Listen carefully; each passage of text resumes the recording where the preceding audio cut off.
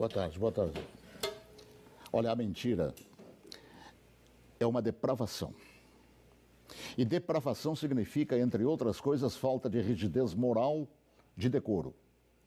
Eu digo isso em razão de estar se avizinhando uma data histórica que dissociados da verdade insistem, há anos, de chamar de golpe. O golpe de 31 de março, praticado por militares. Nessa afirmação, envolvendo a posição de militares, juntam outra depravação em torno do que se conhece por revolução. E explico. Primeiro, que nem o dia certo do movimento que inspirou a tomada de posição contra a tentativa de implantarem o comunismo do Brasil, os acusadores sabem. E me cabe corrigir esta falsidade, informando que não foi no dia 31 de março. A tentativa de agitar a intenção, depois de dias de bagunças no país, se deu em 1º de abril. No dia 31 de março, num planejamento de agitação, João Goulart e Leonel Brizola deixaram Brasília e se dirigiram para Porto Alegre, iniciando a tentativa de golpe de esquerda.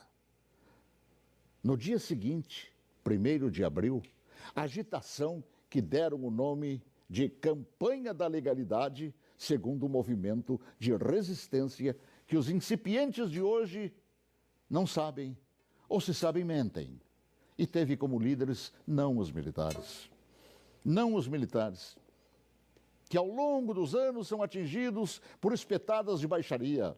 A liderança daquele movimento revolucionário pertenceu a civis que inspiraram o povo brasileiro a sair às ruas aos milhares em todas as capitais, em passeatas que ficaram conhecidas como Marcha da Família com Deus pela Liberdade. E os civis que promoveram e lideraram a revolução foram os governadores, civis, repito, do Paraná, Ney Braga, de Minas Gerais, Magalhães Pinto, da então Guanabara, Carlos Lacerda, do Rio Grande do Sul, Hildo Meneghetti, de São Paulo, Adhemar de Barros, de Santa Catarina, Celso Ramos, além dos jornalistas Roberto Marinho, do Globo, e Assis Chateaubriand, dos diários e emissoras associados, esta última empresa para a qual eu trabalhava. Os militares, diante da pressão desses líderes governamentais e pressão do povo nas ruas, é que, depois de Goulart e Brizola abandonarem tudo e fugirem para o Uruguai, é que, após um breve período de governo de Ranieri Mazzilli, o vice que foi empossado pelo Congresso, é que assumiram o comando da nação por ter o mesmo Congresso decretado vago o cargo de presidente. Ninguém tirou João Goulart de lá. Ele é que fugiu. Eu ouvi fugir. Assim, é um depravado. Todo aquele que mente sobre o que chama de golpe. E que foram os militares que assim determinaram, pois golpe é o que queriam os sociopatas implantar. E rótulo de depravados, tanto aqueles como os que hoje repetem a mentira por uma razão, uma simples razão. Era eu, o locutor, que foi obrigado a entrar na marra no estúdio da Rádio Farroupilha naquele 1º de abril, conduzido por Goulart e por Brizola. Eu fui sequestrado e testemunha ocular da história, talvez, quem sabe, a última no Brasil, e ali ficado na cadeia de rádio chamada Cadeia da Legalidade. Eu fui nomeado oficialmente por Goulart e Brizola, lendo ofícios redigidos e patrulhados por um bando de agitadores. Eu acompanhei toda a história, também depois, através do tempo, e todos os seus capítulos não cabem aqui.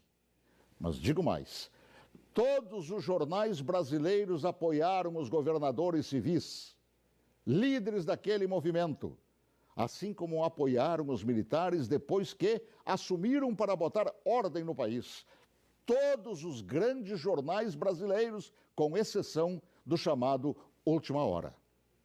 E os militares, após assumirem e resgatarem a ordem atropelada pelo comunismo, transformaram o Brasil. Assim, pela verdade dos fatos, que se honre neste fim de semana os 55 anos do movimento que evitou nos transformarem numa Venezuela de hoje, na qual o povo não conta nem com papel higiênico. Boa tarde, se Deus quiser, até logo mais, às 18h40, com Espaço de Ponto de Vista. Olha que eu conheço inúmeras histórias suas, Paulo Martins, mas essa eu confesso que eu desconhecia. E essa é verdade, porque eu fui testemunho ocular de tudo. A gente que estuda jornalismo tantos anos ouve falar de diários associados. Jamais imaginei, Paulo, que você estava lá testemunhando tudo isso. Estava lá, no batente, cobrindo, inclusive, isso que hoje mentem por todo o Brasil. Paulo, escreve um livro que eu quero ler. Tá bom? Já comecei. Então tá bom.